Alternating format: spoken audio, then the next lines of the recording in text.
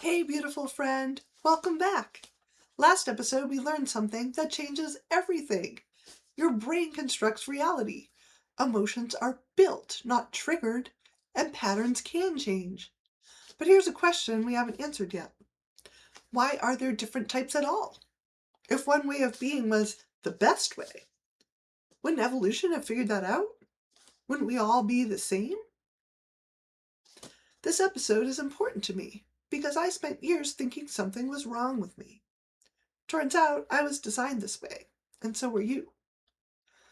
Here's the context most people don't think about. For over 95% of human history, we didn't live like this. No cities, no corporations, no social media. We lived in small tribes, 50 to maybe 150 people. Anthropologist Robin Dunbar found that 150 people is about the limit of how many real relationships a human can maintain. That was your world. Your tribe was everything. And your survival depended on the group. So here's the beautiful thing. Tribes that had all the same kind of people, they didn't survive as well. But think about it.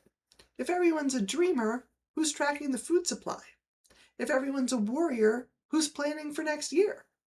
If everyone's a planner, who responds when the crisis hits now? Cognitive diversity wasn't a bug. It was the survival strategy. Different problems need different minds. So let's look at what each type brought to the tribe. The guardians, they were the keepers. They tracked resources, remembered what worked, preserved knowledge, maintained stability. Without them, the tribe forgot its lessons and would repeat the same mistakes. Then the artisans. They were the responders and the makers. They read the environment, acted in the moment, adapted fast, handled immediate crisis. But they also made things. The pottery, the tools, the art. They performed the rituals. They brought beauty and craft into daily life. Without them, the tribe couldn't survive what was happening right now, and life would have no beauty. The rationals, they were the strategists.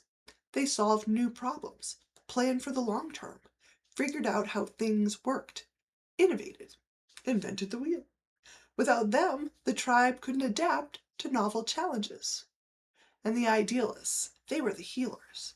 They held the tribe together, made meaning, resolved conflicts, tended to the spirit of the group. Without them, the tribe fell apart from the inside.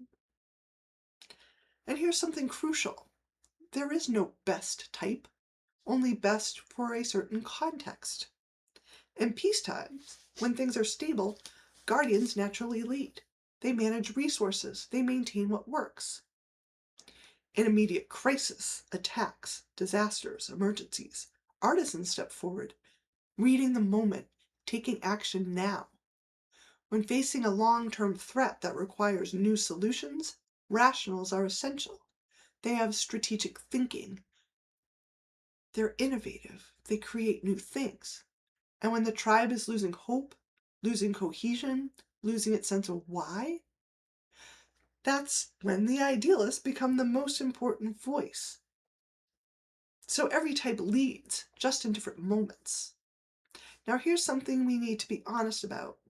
You can't be maximally good at everything. Being really specialized at one thing means being less developed at others. That's not a flaw, that's the design. Your weakness is someone else's strength.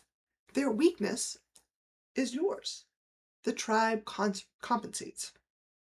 Together, you have everything. Alone, no one does. Let me paint a picture.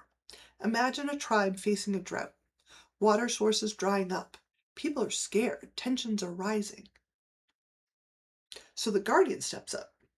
They say, we have reserves stored. I remember where we found water in the dry season 10 years ago. Here's how we ration what we have. Then the artisan steps up. I scouted east yesterday. There's a stream 2 days walk. I can lead a group there now. We need to move. The rational steps up. Based on the terrain, if we dig here, we might find groundwater. I have a plan. And then the idealist steps up. People are scared and turning on each other. Let me help us remember we're in this together. Let me hold the hope. So you see, all four are needed. Take any one away and the tribe is weaker. That's by design. So I need you to hear this. You weren't a mistake. You weren't broken for being different. You were designed. The tribe needed exactly what you bring. Your sensitivity isn't weakness. Your intensity isn't too much. Your difference isn't a defect. It's your specialization. Evolution doesn't make mistakes at this scale. If your type exists, there's a reason. Now here's the challenge. We don't live in tribes anymore. The design is intact. You still have your gifts, your specialization, your role, but the context has changed. And that change has caused a lot of problems. We'll get into that in a few episodes. What happened when humans left tribal life. For now, just know, the design is good, and the context, that's what got complicated. So that's the tribal design. You were made for a role. Different types exist because the tribe needed all of them. Your weakness is covered by someone else's strength.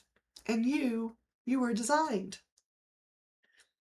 Next episode, we look at the 4 houses, where your specific type lives, what drives you at the deepest level. And I'll see you there, beautiful friend.